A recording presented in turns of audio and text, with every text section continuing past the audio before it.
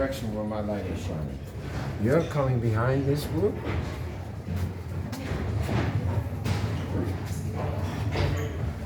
Everybody. 1, 2, 3. Are you all together? Okay, you'll come and stand here where my light is focused. Okay, very good. You, my friend, will come here. Right there. Okay, watch your head now. Okay, watch your head. Yeah. Okay. Who are you with now? How about you? Okay, can you stop using me? Just go right down to my right. Come right up to the road. Okay. Who did you say you were? No. Oh, no, it's the wrong guy. No, go. And he's with me too. Who is? Yeah, I'm with the two of you. Okay. Ma'am, can you come up to the bridge? Okay, those on the bridge, I want you to come a little closer to me. Right, keep coming out. Now, I would like, whether you're on the bridge, don't stand down for that. Whether you're on the bridge or here on this dock, I want you to put yourself in a position where you can clearly see my light in the water. Obviously, shorter persons will be in the front, nearer the rail, taller persons at the back. Just look around you, make a height assessment. And make the necessary change. If you're on the bridge, you too now must be in a position where you can clearly see my light in the water. Everyone can see my light? Yes. Okay. Now friends, you've heard me refer to this water as ocean water, correct? Yes. However, if you have not as yet made this observation, let me assist you in making it. And the observation will be, you have not seen and you will not see any marine life, any fish swimming in the ocean. This gentleman there, I'm concerned about. That's right. And the reason is simple. There's no food for the fish. It's nothing here for them to eat. There's no sunlight. As a result, no photosynthesis. As a result, no organic growth like algae to support coral life, to attract and maintain marine life like fish. And consider this fact. The first 1 inch of this surface water happens to be fresh water. Why is that? Say it again. From the rain, it drips down. You're good. You've been here before. You're correct. It's the rainwater seeping down from the surface, dripping into the ocean. The fresh water floats on top of the salt water because fresh water is lighter in weight, less in density than salt water. We must reach a depth of 10 feet, over 3 meters, to find pure salt water. Between the fresh and the salt is 10 feet of brackish water. That's a combination of the two, of the fresh and the salt. However, because of the different levels of salt concentration, fresh, brackish, salt, combined with their interplay with the lights, together they're creating an effect known as refraction. Refraction then causes the floor of the cave to look closer to us than it actually is, and the surface of the water to look further away from us than it actually is, making the depth of the water very fooling, extremely deceiving to the naked eyes. I use as an example, you see this area here where my light is circling? Mm-hmm. This gentleman at the back, you can come here. Okay.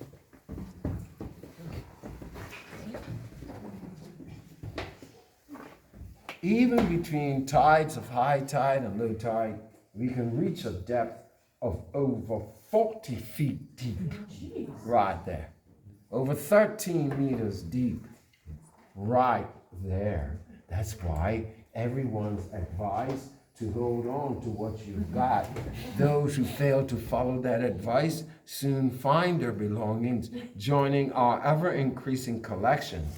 Sunglasses like the Ray-Bans you see right there. a straw hat alongside an iPhone. Right there. Even more sunglasses, even more iPhones. Further ahead in our collection, you know, the sunglasses that are the Dolce and Gabbanas. Which means whatever falls in stays in until the scuba divers come once a year to collect them. And I haven't seen or heard where any of these scuba divers have returned any of these items to their original owners. They're gone. Forever gone. So don't let it happen to you. And now, friends, I would like for you to take some impressive photos of the cave. However, to accomplish that requires that I adjust the lighting. However, when I make my first adjustment to the lighting, the cave becomes enchanting. Those who become enchanted usually respond by saying, ooh. Some choose to say, ah. Others, being more passionate like Shirley, they say, ooh la la.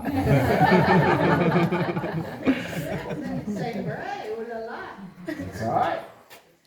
Now, cameras are ready? Yes. Get them ready. Oohs and ahs are ready? Get them ready. Get them ready. Okay. And it's showtime. Ooh. And if you're taking photos, do not restrict the position of your phones or cameras to be in a vertical position horizontally, taking a wide angle view of the video. And if you're familiar with your phones or cameras, you lighten the screen. Lighten the screen for more impressive photos. Okay, good. Now, persons who have visited caves, even persons who have not yet stepped foot in a cave, they're familiar with the icicle-like formations forming, descending from the ceiling of the cave. They're known as stalactites. Correct. Stalactites. They're familiar with the formations rising up from the floor of the cave. They're known as stalagmites. But what is not generally known is that each and every stalactite had its beginning as a soda straw. These are the thin ones that resemble soda straws. Because of the continuous drips of calcium carbonated water from the ceiling of the cave, they first extend into soda straws. These soda straws then grow and extend at a rate of 6 inches every 100 years. Once they become blocked by the calcium deposits, the solution can no longer flow through or drip through the blocked straw. It flows on the outside of the straws, creating the stalactites. The stalactites continue to drip the calcium deposits to the floor of the cave, and in so doing, they form the stalagmites, now forming at a rate of 1 cubic inch, about the size of an ice cube every 100 years. The stalactites and the stalagmites would eventually meet. And when they meet, they will form a column or a pillar like this one where my light is shining. These columns, these pillars, can then grow in size and proportion equal to and even larger than this one where my light is shining, which started out as a single drip of calcium carbonated water on the ceiling of the cave many thousands, tens of thousands of years ago.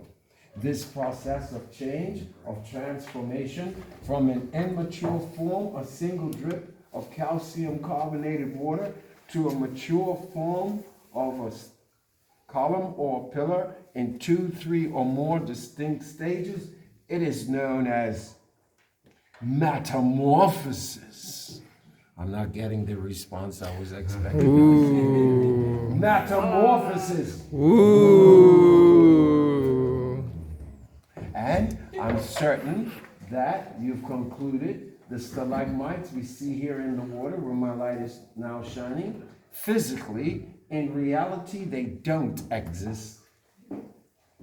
The question is why? But they dissolve in the water. Say it again. They dissolve in the water. They dissolve in water? Oh, what are those? Those are reflections. That's what you Oh, that's Shirley? That's my sister. Who said reflection? I didn't know that's what you wanted. I Yeah. thought we were going. These are reflections of the stalactites on the ceiling of the cave. And I can magically demonstrate the proof of that fact using my flashlight. Are you ready for the magic? Yes. Are you? Yes. Okay, Ron. This suspense is killing me. Let's get on with the show. So now watch. Behold, as that mirrored reflection of the ceiling of the cave rises up from the depth of the ocean floor to the ocean surface, as if by magic, as if it were the lost city of Atlantis.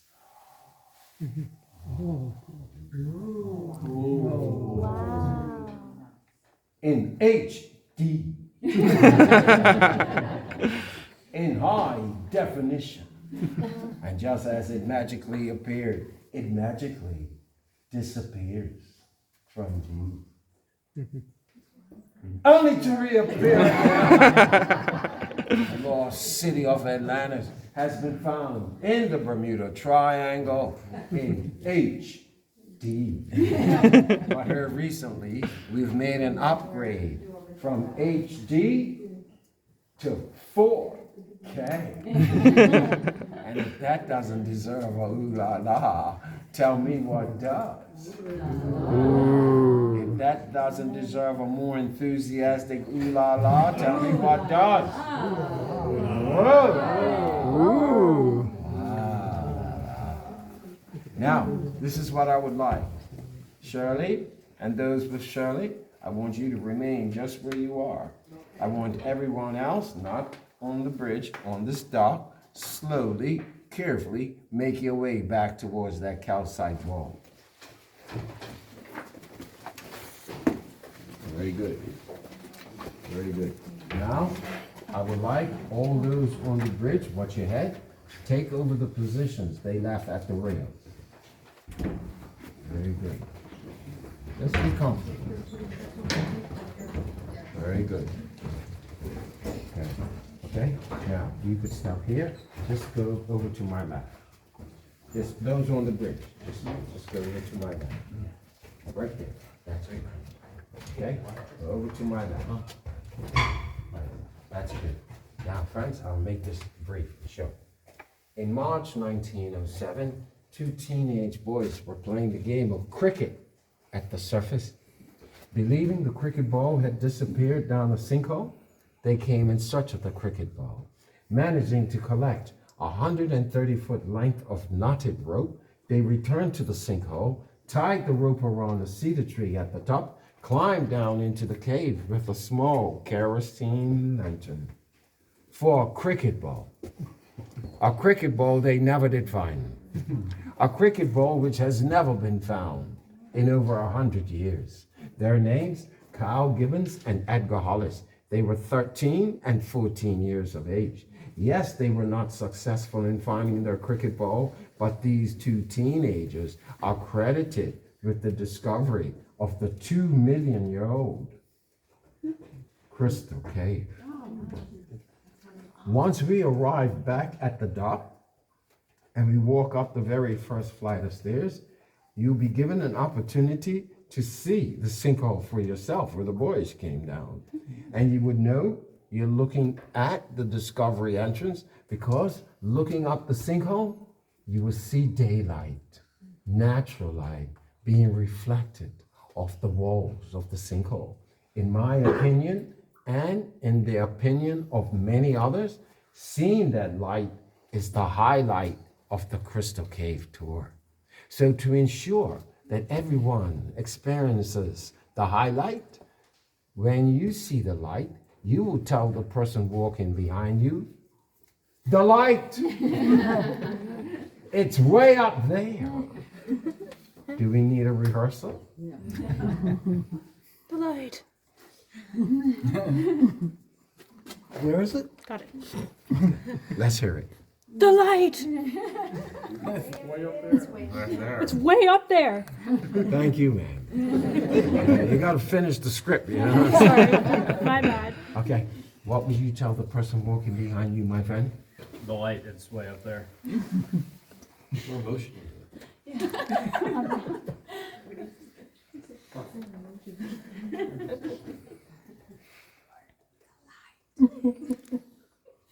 My precious. My precious. Okay. What would you tell the person walking behind you? The light. It's right there. We're going down here. It's way out there. I got Thank this. you, ma'am. I got this. Now, I will be walking down this bridge. I will be going and standing at that arch. I need to study the tides to share that information with the persons at the top. That information can determine how tours will be scheduled for the remainder of the day and even tomorrow. Because tomorrow, this tide that we're experiencing now would occur 1 hour later tomorrow.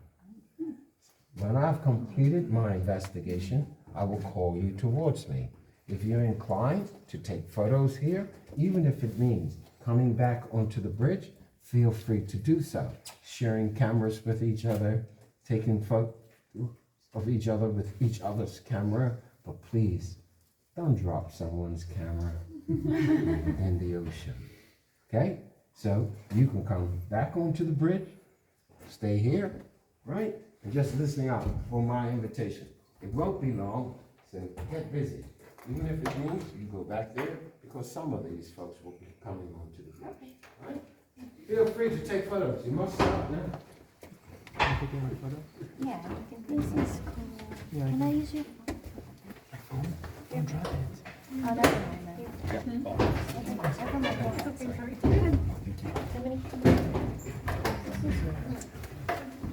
Oh, your hand is long.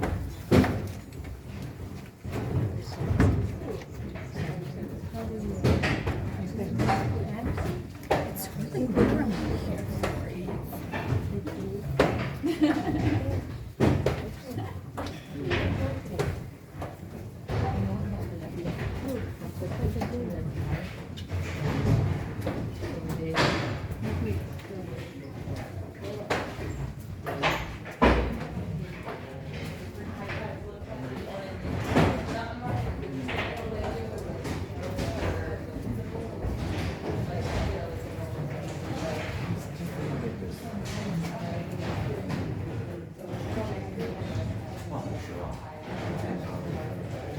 What's that one?